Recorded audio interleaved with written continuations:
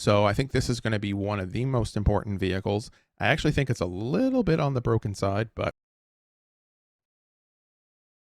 all right, welcome to another 902 gaming video. And today I'm going to go over the cards that I think are going to have the biggest impact in standard. I mean, obviously I could be wrong. I think there's a few obvious ones. I think people are going to be surprised by the cards that actually see play, because I think generally the cards that seem good at first tend to not play out that way. But up first, we have Cameo, Completed Sage, completed. I don't know. Anyways, so we have 5 mana, 5 loyalty planeswalker. You can pay the blue-green in the middle for 2 life. So it can be 4 mana and 2 life, and then it enters with 3 loyalty counters on it. Now, I did my initial review of this card, and I didn't actually think it was very good. But then I started thinking about it more and more and more, and I think the first ability, I think I underrated it quite a bit, because it does protect itself. It can tap an artifact or a creature, so it can lock it down until basically for 2 turns. So it can protect itself, sort of. And it will also go up to 6 loyalty at 5 mana, which is pretty good. Very difficult to take it down from there. And then you get to copy any permanent from your graveyard. So again, I like to play Reanimator and stuff, so this kind of fits right in there. Unfortunately, at the 5 mana slot, it won't fit in, but at 4 mana, it will. Unfortunately, at 4 mana, it only comes in with 3 loyalty, and then it not really able to return anything back from my graveyard. Again, most ultimates don't happen. There's usually ways to get rid of planeswalkers nowadays. From Hero's Downfall to Baleful Mastery, there's all kinds of different things to get rid of planeswalkers. Just from its colors, I don't know if it's going to match with a third color maybe, or it's just going to be blue-green. I think blue-green has the potential to be a very powerful color combination in the standard format going forward. But we'll see anyways what happens with it. I think this card is just too powerful to ignore. I think getting it down at 4 mana is probably only going to be the right play sometimes, and most likely going to be the best play is to get it down on turn 5. If the format does become hyper aggressive, then 5 mana is likely too late, and 4 mana and 2 life is also not feasible, I don't think, although it's entirely possible.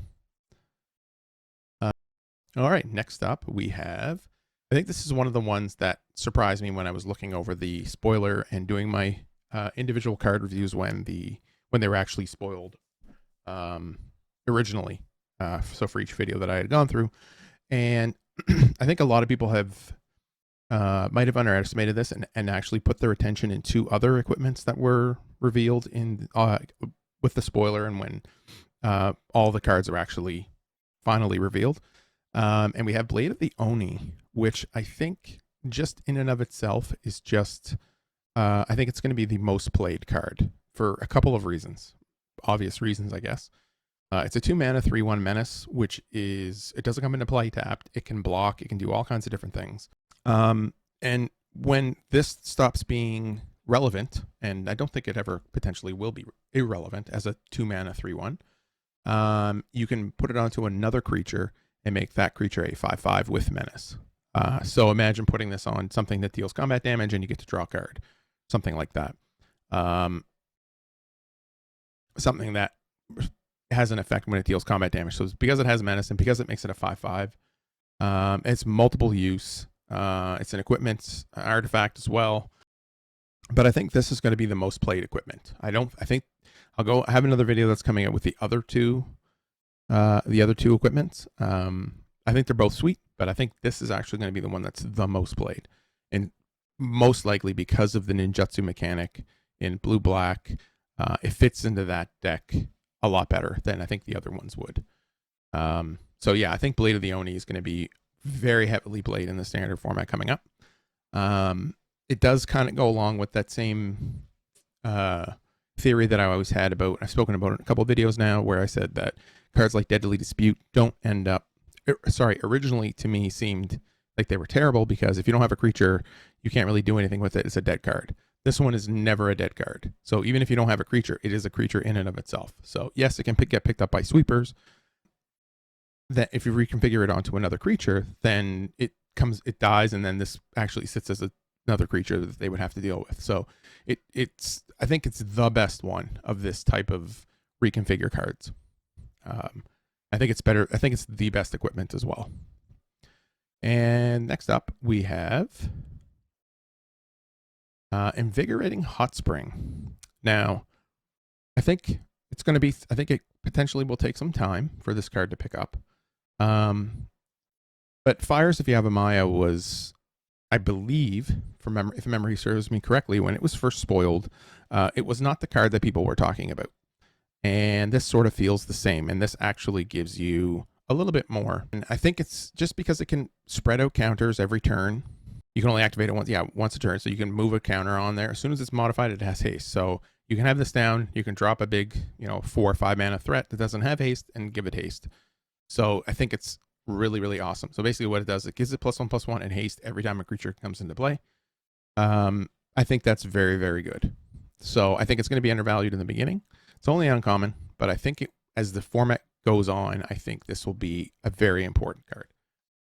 Obviously, could be wrong. No, there's no guarantees. And then next up, we have this is one from when I saw it spoiled. I was reading the card at first, and I was like, oh, this isn't that great. And then when I saw the channel effect, I said, oh, this is probably one of the best channel cards out there. Now it's obviously white, so we have Born to Drive. So it's a 3 mana enchant, artifact, or creature.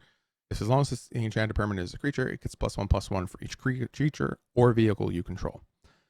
So basically, it's kind of like a coat of arms for one creature. So that's pretty good. Just in and of itself, 3 mana is a little bit expensive, yes. But I think this card will be likely played more for the channel effect, which allows you to discard it, pay 3 mana, discard it, and make 2 1/1 colorless pilot creature tokens. And they can basically crew vehicles as though they had power of 3. So I think that's super important. They can basically, you can channel this at the end of your opponent's turn, and it can actually crew that and attack with it. So I think this will be used mostly for the second ability, and then sometimes for the first ability, like for just the actual effect. And I think it's going to be used for the channel effect more often than not. I think it's, I don't think it's undervalued necessarily, but I think it's going to be a card that's going to be played a ton. Whether or not it sees play in a mono white deck, or mono white with maybe a couple of vehicles, or a blue white deck, or something like that, I definitely can see this card being played a lot. Basically making 2 3/1s for 3 mana. In a sense, it's not exactly that, but being able to crew a vehicle is going to be very important, I think. And this is going to probably be able to do it the best out of anything. And then we have the last card that I think is going to impact standard. And that is, and it kind of goes along with the card I just talked about. It's Reckoner Bankbuster. You have a 2 mana 4/4. It enters the battlefield with 3 charge counters on it. Now, that's not the thing that I care about. So if you just had a 2 mana 4/4 with a crew of 3, I think this card would see play. And then when you add the ability that the 2 mana tap, remove a charge counter from it, draw a card. Then if there are no charge counters on Reckoner Bankbuster, create a treasure token and a 1/1 colorless pilot creature token. So essentially, this comes down as a 2 mana artifact that doesn't have anything else, and it has 3 counters on it, and you can pay 2, tap, draw a card. As far as I understand it, it's just an artifact until it's crewed. Therefore, you can actually just draw 3 cards with this, basically, and then afterwards, it'll just create pilots that can actually crew this. So I think this is going to be one of the most important vehicles. I actually think it's a little bit on the broken side, but it kind of does everything as far as I'm concerned. I don't think anything will keep this from seeing play. I thought originally the crew of 3 would, but then if you take a look at Born to Drive, which I just talked about, it makes 2 tokens which can crew this. And it's also 3 mana. So you can cast this on turn 2, and at the end of your opponent's turn, you would discard the Borno drive, create 2 3/1s, and then one of them can crew and attack this. Or if you don't have that, you can just pass a turn and then draw a card and remove a charge counter from it. So just at that, I think it's going to be the most dominant card out of the set. But yeah, anyways, that'll do it for this video. I think these are going to be extraordinarily impactful cards in Standard. The only one that I'm 100% sure of is the Bank Buster. But you never know. I mean, things could go a different way. You know, the Invigorating Hotspring might not be as good as I think. The Blade of Onin might not be as good as I think. And Cameo may not be good either. But I think there's no doubt in my mind that the Bank Buster, I think, is appropriately named. I think it's going to be the one that sees the most play out of this entire set. Anyways, hopefully you enjoyed this video, and I'll see you in the next one. The word that I hate to say, I think it's completed. I'm not sure.